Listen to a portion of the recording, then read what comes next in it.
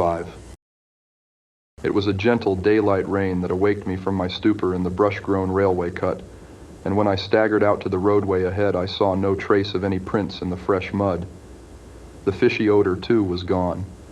Innsmouth's ruined roofs and toppling steeples loomed up grayly toward the southeast, but not a living creature did I spy in all the desolate salt marshes around. My watch was still going, and told me that the hour was past noon. The reality of what I had been through was highly uncertain in my mind, but I felt that something hideous lay in the background. I must get away from evil-shadowed Innsmouth, and accordingly, I began to test my cramped, wearied powers of locomotion. Despite weakness, hunger, horror, and bewilderment, I found myself after a long time able to walk, so started slowly along the muddy road to Rowley. Before evening, I was in the village, getting a meal and providing myself with presentable clothes. I caught the night train to Arkham, and the next day talked long and earnestly with government officials there, a process I later repeated in Boston. With the main result of these colloquies, the public is now familiar, and I wish, for normality's sake, there were nothing more to tell. Perhaps it is madness that is overtaking me, yet perhaps a greater horror, or a greater marvel, is reaching out. As may well be imagined, I gave up most of the foreplanned features of the rest of my tour, the scenic, architectural, and antiquarian diversions on which I had counted so heavily. Nor did I dare look for that piece of strange jewelry said to be in the Miskatonic University Museum. I did, however, improve my stay in Arkham by collecting some genealogical notes I had long wished to possess. Very rough and hasty data, it is true, but capable of good use later on, when I might have time to collate and codify them. The curator of the Historical Society there, Mr. E. Lapham Peabody, was very courteous about assisting me, and expressed unusual interest when I told him I was a grandson of Eliza Orne of Arkham, who was born in 1867 and had married James Williamson of Ohio at the age of 17. It seemed that a maternal uncle of mine had been there many years before on a quest much like my own, and that my grandmother's family was a topic of some local curiosity. There had, Mr. Peabody said, been considerable discussion about the marriage of her father, Benjamin Orne, just after the Civil War, since the ancestry of the bride was peculiarly puzzling. That bride was understood to have been an orphaned Marsh of New Hampshire, a cousin of the Essex County Marshes, but her education had been in France, and she knew very little of her family. A guardian had deposited funds in a Boston bank to maintain her and her French governess, but that guardian's name was unfamiliar to Arkham people, and in time he dropped out of sight, so that the governess assumed his role by court appointment. The Frenchwoman, now long dead, was very taciturn, and there were those who said she could have told more than she did. But the most baffling thing was the inability of anyone to place the recorded parents of the young woman, Enoch and Lydia Meserve Marsh, among the known families of New Hampshire. Possibly, many suggested, she was the natural daughter of some Marsh of prominence. She certainly had the true Marsh eyes. Most of the puzzling was done after her early death, which took place at the birth of my grandmother, her only child. Having formed some disagreeable impressions connected with the name of Marsh, I did not welcome the news that it belonged on my own ancestral tree, nor was I pleased by Mr. Peabody's suggestion that I had the true Marsh eyes myself. However, I was grateful for data which I knew would prove valuable, and took copious notes and lists of book references regarding the well-documented Orne family. I went directly home to Toledo from Boston, and later spent a month at Maumee recuperating from my ordeal. In September, I entered Oberlin for my final year, and from then till the next June was busy with studies and other wholesome activities, reminded of the bygone terror only by occasional official visits from government men in connection with the campaign, which my pleas and evidence had started.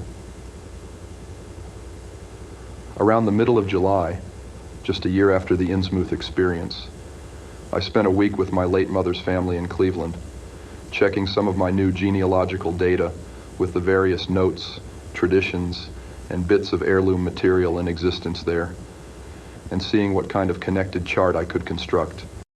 I did not exactly relish the task, for the atmosphere of the Williamson home had always depressed me.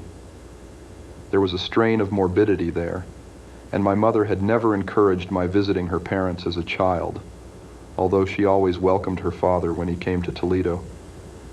My Arkham-born grandmother had seemed strange and almost terrifying to me, and I do not think I grieved when she disappeared. I was 8 years old then, and it was said that she had wandered off in grief after the suicide of my Uncle Douglas, her eldest son.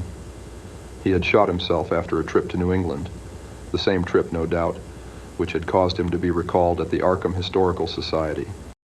This uncle had resembled her, and I had never liked him either. Something about the staring, unwinking expression of both of them had given me a vague, unaccountable uneasiness. My mother and Uncle Walter had not looked like that. They were like their father, though poor little cousin Lawrence, Walter's son, had been an almost perfect duplicate of his grandmother before his condition took him to the permanent seclusion of a sanitarium at Canton. I had not seen him in 4 years, but my uncle once implied that his state, both mental and physical, was very bad. This worry had probably been a major cause of his mother's death 2 years before. My grandfather and his widowed son, Walter, now comprised the Cleveland household, but the memory of older times hung thickly over it.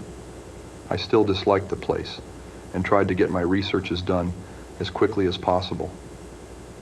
Williamson records and traditions were supplied in abundance by my grandfather, though for Orne material, I had to depend on my Uncle Walter, who put at my disposal the contents of all his files, including notes, letters, cuttings, heirlooms, photographs, and miniatures. It was in going over the letters and pictures on the Orne side that I began to acquire a kind of terror of my own ancestry. As I have said, my grandmother and Uncle Douglas had always disturbed me. Now, years after their passing, I gazed at their pictured faces with a measurably heightened feeling of repulsion and alienation.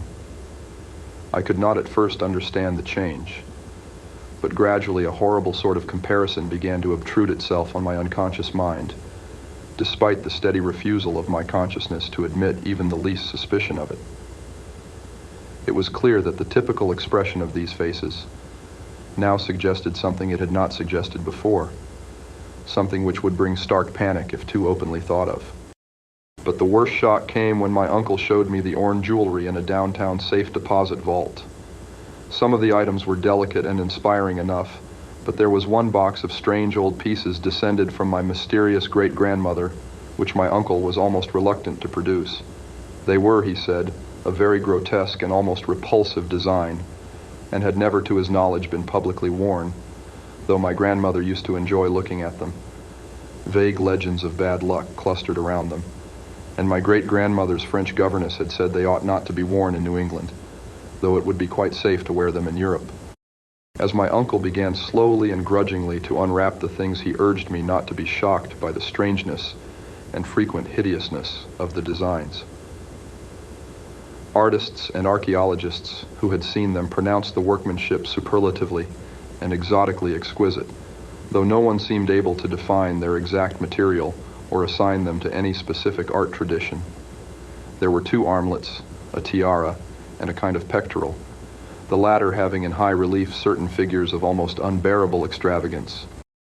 During this description, I had kept a tight rein on my emotions, but my face must have betrayed my mounting fears.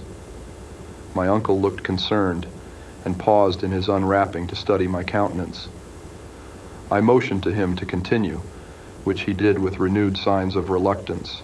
He seemed to expect some demonstration when the first piece, the tiara, became visible, but I doubt if he expected quite what actually happened. I did not expect it either, for I thought I was thoroughly forewarned regarding what the jewelry would turn out to be. What I did was to faint silently away, just as I had done in that briar-choked railway cut a year before. From that day on, my life has been a nightmare of brooding and apprehension, nor do I know how much is hideous truth and how much madness. My great-grandmother had been a marsh of unknown source, whose husband lived in Arkham, And did not old Zadok say that the daughter of Obed Marsh by a monstrous mother was married to an Arkham man through a trick? What was it the ancient toper had muttered about the likeness of my eyes to Captain Obed's? In Arkham, too, the curator had told me I had the true Marsh eyes. Was Obed Marsh my own great-great-grandfather? Who, or what, then, was my great-great-grandmother? But perhaps this was all madness. Those whitish gold ornaments might easily have been bought from some Innsmouth sailor by the father of my great-grandmother, whoever he was. And that look in the staring-eyed faces of my grandmother and self-slain uncle might be sheer fancy on my part. Sheer fancy, bolstered up by the Innsmouth shadow which had so darkly colored my imagination. But why had my uncle killed himself after an ancestral quest in New England? For more than 2 years, I fought off these reflections with partial success. My father secured me a place in an insurance office, and I buried myself in routine as deeply as possible. In the winter of 1930 to 31, however, the dreams began. They were very sparse and insidious at first, but increased in frequency and vividness as the weeks went by. Great watery spaces opened out before me, and I seemed to wander through titanic sunken porticos and labyrinths of weedy cyclopean walls with grotesque fishes as my companions. Then the other shapes began to appear, filling me with nameless horror the moment I awoke. But during the dreams, they did not horrify me at all. I was one with them, wearing their unhuman trappings, treading their aqueous ways, and praying monstrously at their evil sea-bottom temples. There was much more than I could remember, but even what I did remember each morning would be enough to stamp me as a madman or a genius, if ever I dared write it down. Some frightful influence, I felt, was seeking gradually to drag me out of the sane world of wholesome life into unnameable abysses of blackness and alienage, and the process told heavily on me. My health and appearance grew steadily worse, till finally I was forced to give up my position and adopt the static, secluded life of an invalid. Some odd nervous affliction had me in its grip, and I found myself at times almost unable to shut my eyes. It was then that I began to study the mirror with mounting alarm. The slow ravages of disease are not pleasant to watch, but in my case there was something subtler and more puzzling in the background. My father seemed to notice it too, for he began looking at me curiously and almost affrightedly. What was taking place in me? Could it be that I was coming to resemble my grandmother and Uncle Douglas? One night I had a frightful dream in which I met my grandmother under the sea. She lived in a phosphorescent palace of many terraces, with gardens of strange leprous corals and grotesque brachiate efflorescences, and welcomed me with a warmth that may have been sardonic. She had changed, as those who take to the water change, and told me she had never died. Instead, she had gone to a spot her dead son had learned about, and had leaped to a realm whose wonders, destined for him as well, he had spurned with a smoking pistol. This was to be my realm too. I could not escape it. I would never die, but would live with those who had lived since before man ever walked the earth. I met also that which had been her grandmother. For 80,000 years, Ptithylee had lived in Yahanthle, and thither she had gone back after Obed Marsh was dead. Yahanthle was not destroyed when the upper earthmen shot death into the sea. It was hurt, but not destroyed. The deep ones could never be destroyed, even though the Paleogean magic of the forgotten old ones might sometimes check them. For the present they would rest, but someday, if they remembered, they would rise again for the tribute great Cthulhu craved. It would be a city greater than Innsmouth next time. They had planned to spread, and had brought up that which would help them, but now they must wait once more. For bringing the upper earthmen's death I must do a penance, but that would not be heavy. This was the dream in which I saw a Shoggoth for the first time, and the sight set me awake in a frenzy of screaming. That morning the mirror definitely told me I had acquired the Innsmouth look. So far I have not shot myself as my Uncle Douglas did. I bought an automatic and almost took the step, but certain dreams deterred me. The tense extremes of horror are lessening, and I feel queerly drawn toward the unknown sea deeps instead of fearing them.